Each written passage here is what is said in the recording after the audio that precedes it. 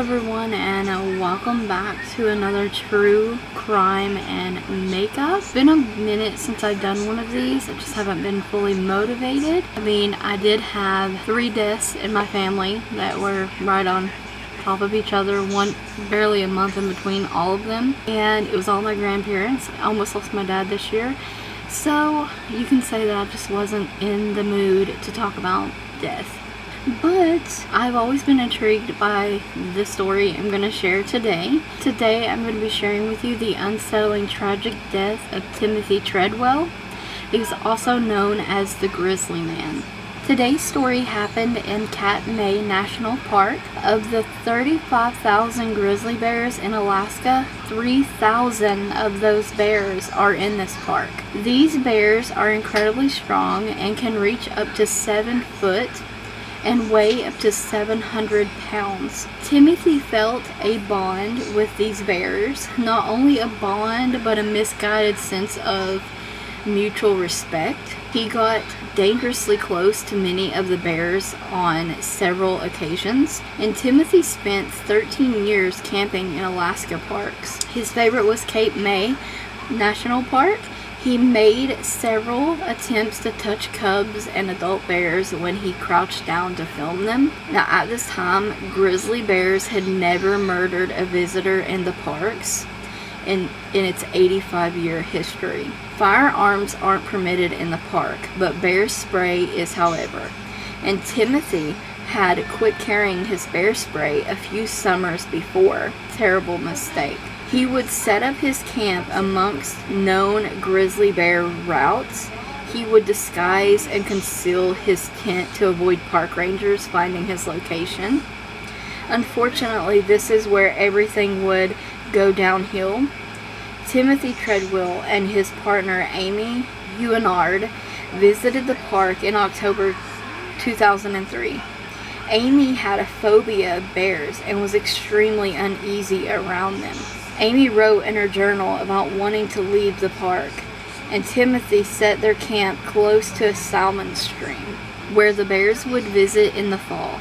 At this time, bears are trying to put on as much weight as they can to prepare for winter, and this fall there wasn't as much food, so the bears were considerably more hostile than usual, and Timothy and Amy were scheduled to leave at his customary time of year, but they traveled back to Kodiak on September the 26th to store their equipment for the year and board a flight back to their California home.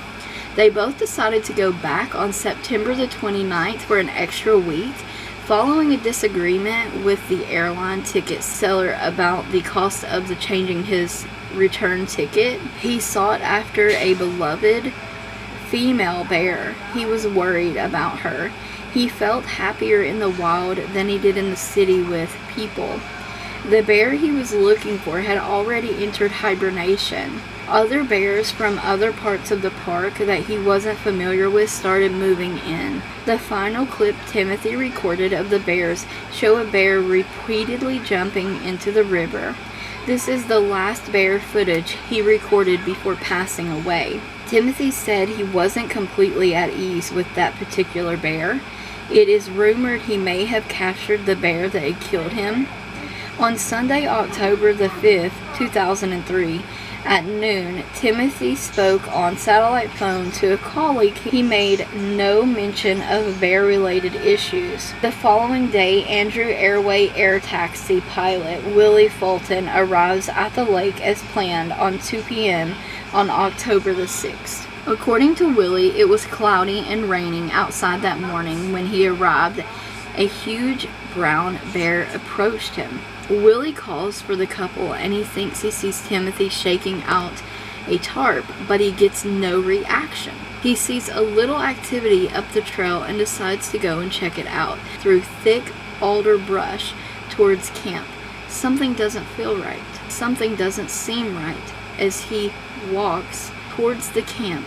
A bear Willie had previously seen on flights turns around as he approaches the plane and looks dangerous. It had its head down and was quietly slinking down the trail. Willie then takes off in the plane to scare it away. He then flies over the camp 15 to 20 times before spotting the same bear munching on a human rib cage. However, the bear decides to feed even faster each time Willie flies over the camp. To find out what happened, he contacts 4 other park rangers, including Ranger Ellis. They get out of the plane and start trudging up the trail at the lake to Timothy and Amy's camp, screaming for survivors and to scare off any nearby bears. Due to tall grass and tall trees, vision was restricted. The camp was hidden and located on a ridge. 20 feet away, a bear was approaching the group. All 4 men began screaming, hoping the bear would get scared and run off. At the same moment, the other rangers, who were carrying shotguns and Ranger Ellis carrying a pistol, started to fire, dropping the bear 12 feet away from the men. I don't know about you, but this sends chills down my spine. Then they discovered buried human bones. When they get closer to the campsite, there were 2 tents, one for sleeping and the other for gear. Both had fallen and been torn. The victims hadn't been yanked from the main tent, but there was no proof of that. There was a large amount of mud and grass and sticks in front of the big tent. Ranger Ellis remembered seeing fingers and an arm sticking out of the pile of soil after moving it. This literally sends chills down my spine. Absolutely terrible. This is the first incident of a person being killed by a bear in the park in its 85-year history. Timothy and Amy's final moments was captured by a camera that was found at the scene.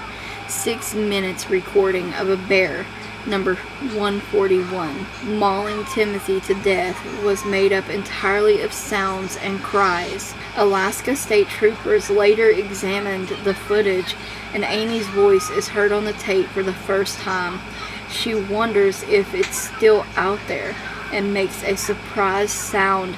Timothy had instructed Amy to turn on the camera, or Amy done it on reflex. At this point, the attack was already going on.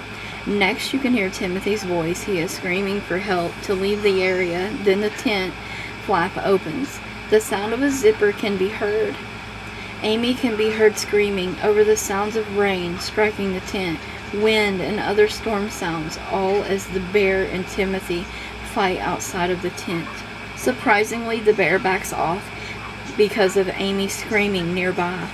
Timothy and Amy engage in a brief conversation as they try to figure out if the bear is really gone.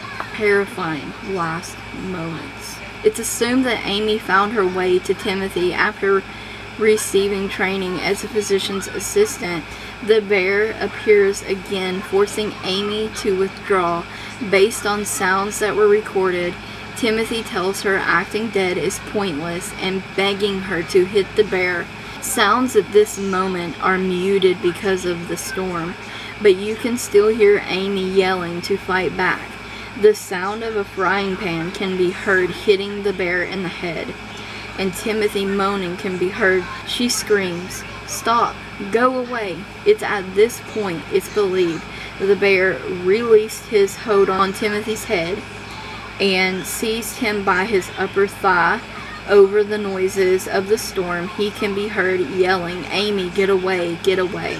She screams loudly. He wanted to spare her from the same fate because he knew he was going to die at this point.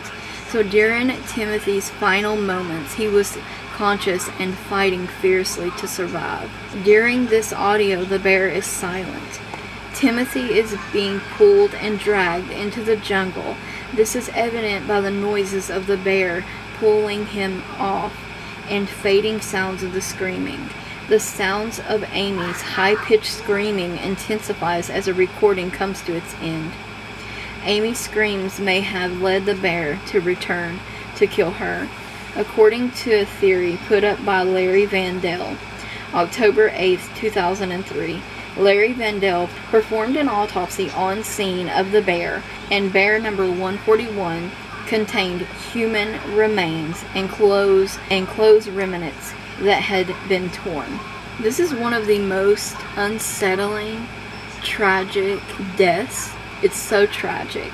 It's so terrible. He loved those bears, and he believed that he had a very close relationship, a safe relationship with the bears, and it's just unfortunate. I do recommend, if you've never watched the documentary that they put out called The Grizzly Man, I do recommend watching that if you haven't already and you're interested in this case. It's interesting. You won't hear the footage on it or anything like that.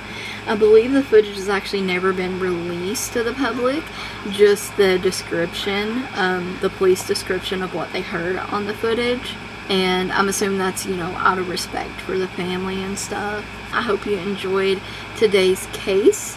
I do like covering true crime and tragic death. Stay tuned for more videos like this. I do plan on doing some more when I get time. So thank you again for watching. Don't forget to check the description box as well as the cards for additional true crime links. Product list in the description box. So thank you guys so very much for watching.